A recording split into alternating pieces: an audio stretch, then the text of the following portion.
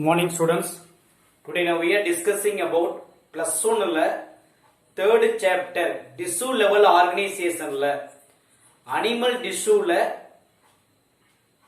compound epithelium அப்படிங்கறத பாப்போம். அதாவது epithelial tissueல இருக்கக்கூடிய type compound epithelium பாப்போம். Okay, what is compound epithelium என்ன மீனிங்? ஆல்ரெடி நம்ம நடத்தியிருக்கோம். Simple epithelium அப்படினா என்ன சொல்லுவோம்? அங்க இருக்கக்கூடிய single layer மட்டும் இருந்தா simple epithelium. இங்க காம்பவுண்ட் அப்படினா காம்ப்ளெக்ஸ் அப்படிங்கற மீனிங் சொல்லலாம். இங்க உங்களுக்கு என்ன சார் ஃபார்ம் ஆயிருக்கு அப்படினு கேட்டா more than one layer of cells. Okay, compound அப்படினா என்ன மீனிங் சொல்லுவோம்? more than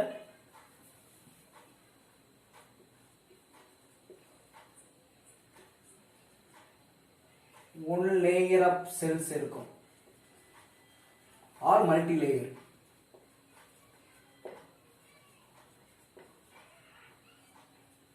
okay, more than one layer of cells அப்படினு சொல்வாங்க. அது மல்டி லேயர் இருக்கும். அதனால தான் அதுக்கு என்ன பேரு? Compound epithelium or complex epithelium. சரி, இப்போ what are the role? What are the uses? இதனுடைய வேலை என்ன? இது வந்து லிமிட்டட் ரோல் தான்.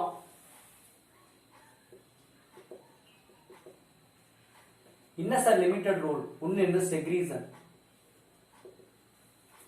And absorption. இந்த ரெண்டு வேலையை லிமிட்டடா பண்ணும். ஒன்னு உறிஞ்சும் இல்லனா செக்ரீட் பண்ணும். இது குறைவானது. Then the compound epithelium further can classified into two types. Okay, what are the two types? ஒன்னு பாத்தீங்க அப்படினா stratified then transitional. Okay, what is mean by stratified? Stratified அப்படினா அடுக்கு, there is a layer. Okay, transitional அப்படினு கேட்டா இது வந்து பாத்தீங்கன்னா அப்படியே அடுக்கடுக்கா ஸ்டெப் பை ஸ்டெப்பா. அப்ப satisfied ஸ்டெப் பை ஸ்டெப் ஆக. ஆனா இங்க transitional அப்படினு கேட்டா that is another intermediate. எல்லாம் ஞாபகம் வச்சுக்கோ. transitional அப்படினா intermediate, இடையில இருக்குது. அப்படி இல்லனா மிடில்ல இருக்குது. மிடில்ல இருக்கக்கூடிய லேயர் தான் transitional. இது பாத்தீங்க அப்படினா அடுக்கடுக்கா ஸ்டெப் பை ஸ்டெப்பா இருக்கக்கூடிய layer that is a stratified. Okay பா, what are the role of stratified and transitional layer? இப்ப மெயினா வந்து பாருங்க stratified உடைய லேயர். இது வேண்டாம், இது அப்புறம் பாப்போம். stratified layer உடைய வேலை என்ன? What are the uses of stratified layer? இதனுடைய மெயின் ஃபங்க்ஷன் என்னன்னு கேட்டா there is formation, protection. ஒரே லைன் தான். அப்ப மெயின் ஃபங்க்ஷன் என்னன்னு கேட்டா இது என்ன சார்? provide. இப்ப stratified epithelium மெயின் வேலை provide protection. ஓகே, பாதுகாக்கிறது அவருடைய மெயின் வேலை.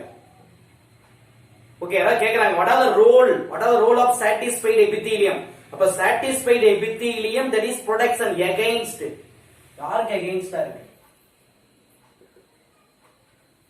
chemical and mechanical stress க்கு எதிரா இருக்கக்கூடிய ஒண்ணுதான் satisfied. ஓகே, வேதிப்பொருளுடைய தூண்டலுக்கும் அதாவது மெக்கானிக்கல் இயந்திர ரீதியாக ஏற்படக்கூடிய ஏதாவது ஸ்ட்ரெஸ்ஸுக்கு அந்த அழுத்தத்தை தாங்கக்கூடிய லேயராக இருப்பது யார் அப்படின்னா satisfied squamous epithelium. சரி, satisfied epithelium அப்படின்னு சொல்லுவோம். satisfied compound epithelium. Okay, then what is present? which layer? அதாவது that is satisfied present in where? the satisfied layer present in where அப்படின்னு பாத்தீங்கன்னா மெயினா ரெண்டு பிளேஸ் சொல்லலாம். ஒன்னு கவர் ட்ரை சர்ஃபேஸ். ஒன்னு பாத்தீங்க அப்படின்னு கேட்டா எங்க இருக்கு? Cover dry surface.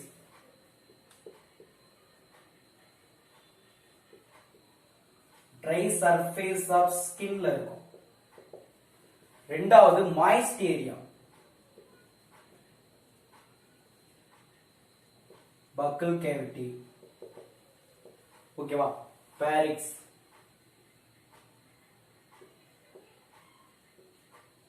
ஓகேவா? that is buccal cavity, வாய் குழின்னு சொல்லுவோம். then pharynx, that is a common pathway for food and air. அப்ப buccal cavityல இருக்கு. then next வந்து பாத்தீங்க அப்படினு கேட்டா pharynxல இருக்கு. then duct of other gland. சரி, இந்த இடத்துல இருப்பது யார் அப்படினா satisfied epithelium. okay, then the satisfied epithelium further can classified into three types. one is called squamous, cuboidal, columnar. அப்ப எப்படி ரீட் பண்ணுவேன்? squamous satisfied compound epithelium, cuboidal satisfied compound epithelium, then columnar satisfied compound epithelium. Okay, இப்போ இந்த epithelium எங்க இருக்கு, இதனுடைய வேலை என்ன? இப்போ the squamous epithelium further classified into two type. ஒன்னு keratinized அப்படினு சொல்லுவோம்.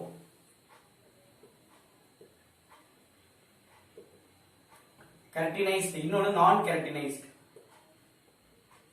ஓகே, அப்ப keratinized squamous layer present in where அப்படினு கேட்டா ஒரே லைன் தான். that is எங்க சார் ஃபார்ம் ஆயிருக்கு keratinized layer which form dry epidermis of skin. ஒரே லைன், எங்க சார் ஃபார்ம் ஆயிருக்கு dry epidermis of skin.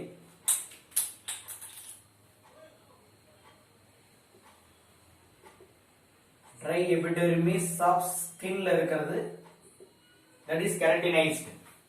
okay, then non keratinized. okay, அப்ப non keratinized அங்க லேயர் ஃபார்ம்ல கரெக்ட்டா ஃபார்ம் ஆகல, non keratinized. அப்ப எங்க சார் ஃபார்ம் ஆயிருக்கு, இது that is moist lining moist area, that is esophagus.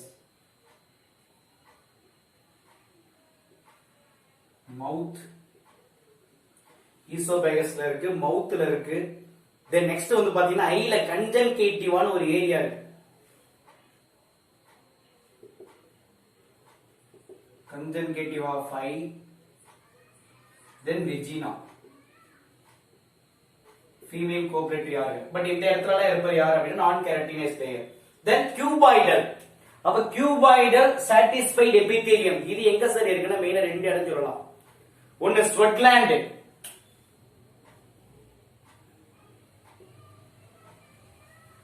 Second memory gland.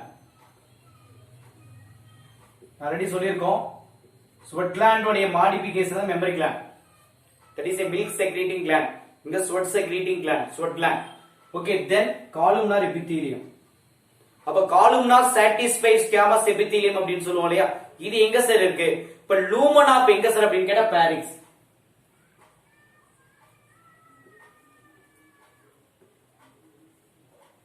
parix அதாவது lumen அப்படினா empty place, parix உடைய வெற்றிடத்துல. ஓகே, அது மட்டும் இல்லாம மேல் urethra. Okay, other small gland. Okay, மற்ற ஸ்மால் கிளாண்ட் அப்படின்னு சொல்லுவோம் இல்லையா, அப்ப சம் கிளாண்டுலர் ஸ்ட்ரக்சர் லைனிங் அப் எங்கன்னு கேட்டா சம் கிளாண்டுலர். அப்ப இந்த ஏரியாவுல இருப்பது யார் அப்படின்னா காலுமினார் எபித்தீலியம் அப்படின்னு சொல்லுவோம். லாஸ்டா இருக்கிறது டிரான்சிஷனல் காம்பவுண்ட் எபித்தீலியம். இப்ப டிரான்சிஷனல் எபித்தீலியம் அப்படின்னு கேட்டா தட் இஸ் வந்து பாத்தீங்க இடையீட்டுன்னு சொல்லுவாங்க. தட் இஸ் இன்டர்மீடியட் லேயர்ல இருக்கலாம் அல்லது மிடில் லேயர்ல இருக்கலாம். இது மேக்ஸிமம் எங்க சார் இருக்குன்னா மெயினா ஒரு 3 பிளேஸ் கொடுத்திருக்காங்க. ஒன்னு யூரிட்டர்ல இருக்கலாம், ரெண்டாவது யூரினரி பிளாடர்ல இருக்கலாம். Okay, then some parts of யூரித்ராவுல இருக்கலாம். ஓகேப்பா, இப்போ இதனுடைய வேலைகள் என்ன? What are the uses? அப்ப இதனுடைய மெயின் யூசஸ் என்னன்னு கேட்டா ஸ்டிச்சிங்.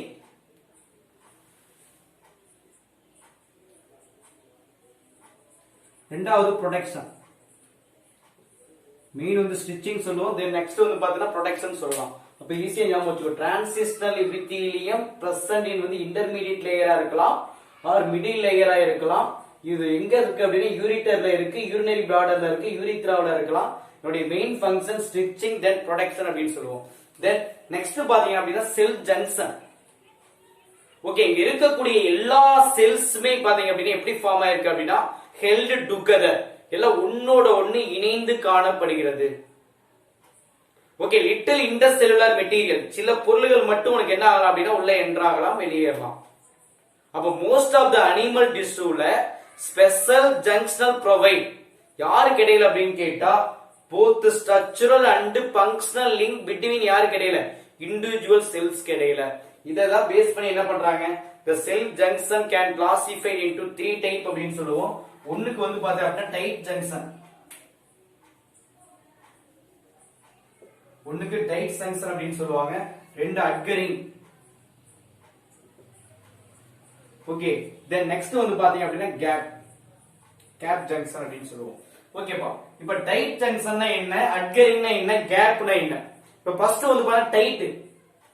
சரி, இதோட மெயின் வேலை என்னன்னு கேட்டா டு ஸ்டாப் தி சப்ஸ்டன்ஸ். ஒரே வேலை இது என்ன பண்ணுது அப்படின்னா ஸ்டாப். எதை ஸ்டாப் பண்ணுது?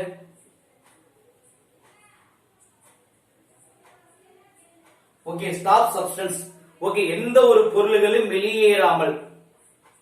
Okay, understand. அப்ப வெளியேறாம எந்த ஒரு லீக்கேஜும் ஆகும். ஸ்டாப் சப்ஸ்டன்ஸ் ஃப்ரம் தி, எங்க சார் லீக்கேஜ்?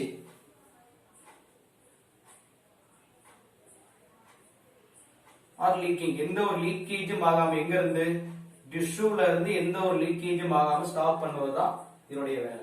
ரெண்டு அட்கரிங். அட்கரிங் அப்படின்னாவே அட்டாச், ஒட்டி இருக்கிறது. இது எங்க சார் ஃபார்ம் ஆயிருக்கு? இப்ப இதோட சிமெண்டிங் சப்ஸ்டன்ஸ் அப்படின்னு சொல்லுவோம். இப்ப இந்த cementing to the neighbouring cells together. Cementing substance, இது நெய்பரிங்.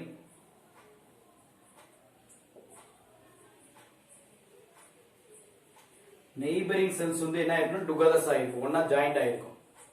ஓகே, பக்கத்துல இருக்கக்கூடிய செல்ஸ் வந்து பாத்தீங்க அப்படின்னா நெய்பரிங் செல்ஸ் அப்படின்னு சொல்லுவோம் இல்லையா? இப்ப இந்த நெய்பரிங் செல்ஸ் வந்து பாத்தீங்கன்னா டுகெதர் ஆயிருக்கும். தென் கேப். சரி, இந்த கேப்ல வந்து பாருங்க, இங்க என்ன பாத்தீங்க அப்படின்னா கம்யூனிகேட் வித் ஈச் அதர். இங்க இருக்கக்கூடிய செல்ஸ் என்ன பண்ணணும்னா கம்யூனிகேட் வித் ஈச் அதர். இங்க யார் கம்யூனிகேட் ஆகிறா அப்படின்னு கேட்டா கனெக்ட் சைட்டோபிளாசம். இங்க மேக்ஸிமம் இங்க இருக்கக்கூடிய சைட்டோபிளாசம் கனெக்ட் சைட்டோபிளாசம். இந்த சைட்டோபிளாசம் கனெக்ஷன் இருக்கு. இப்ப இந்த சைட்டோபிளாசம் கனெக்ஷன் மூலமாக என்னது, அங்க இருக்கக்கூடிய அயான்ஸ் வந்து மூவ் ஆகலாம். அதே மாதிரி ஸ்மால் மாலிகூல்ஸ், அதே மாதிரி பிக் மாலிகூல்ஸ் எல்லாம் என்ன ஆகும், எக்ஸ்சேஞ்ச் ஆகும். அப்ப எக்ஸ்சேஞ்ச் ஆகும் வச்சுக்கோ. அப்ப ஜங்ஷன், செல் ஜங்ஷன் பாத்தீங்க அப்படின்னா 3 டைப்ஸ் இருக்கு. ஒன்னு வந்து டைட் ஜங்ஷன் சொல்லுவாங்க, ரெண்டு அட்கரிங், தென் கேப். இது வெரி ஒரு 3 மார்க் கொஸ்டின். இப்ப டைட் ஜங்ஷன் உடைய வேலை என்னன்னு கேட்டா டு ஸ்டாப், எதை சப்ஸ்டன்ஸ் ஸ்டாப் பண்ணுது ஃப்ரம், எப்படி ஃபார்ம் வந்து பாருங்க லீக்கேஜிங் அக்ரோஸ் எ டிஷ்யூ. டிஷ்யூல இருந்து எந்த ஒரு கசியும் ஏறாம டைட்டா டைட் பண்ணிடுது. ரெண்டு அட்கரிங் அப்படின்னா அட்டாச்டு. ஓகே, இதனுடைய பெர்ஃபார்மன்ஸ் எப்படி ஃபார்ம் ஆயிருக்கு அப்படின்னு கேட்டா cementing substance neighbouring cell together, பக்கத்துல இருக்கக்கூடிய செல்களை ரெண்டையும் ஒண்ணா இணைக்கிறது. Third gap. இப்ப இந்த கேப் எப்படி சார் ஃபார்ம் ஆயிருக்கு அப்படின்னா cells to communicate with each other. ஒரு செல்லும் இன்னொரு செல்லும் என்ன பண்ணுதுன்னா கம்யூனிகேட் பண்ணுது. எது சார் இங்க கனெக்ட் ஆகுது, சைட்டோபிளாசம் கனெக்ட் ஆகுது. அப்ப சைட்டோபிளாசம் வழியா யார் எக்ஸ்சேஞ்ச் ஆகிற, அயான்ஸும் ஸ்மால் மாலிகூல்ஸ் பிக் மாலிகூல்ஸ் எல்லாம் எக்ஸ்சேஞ்ச் ஆகிக்குது. Okay, thank you.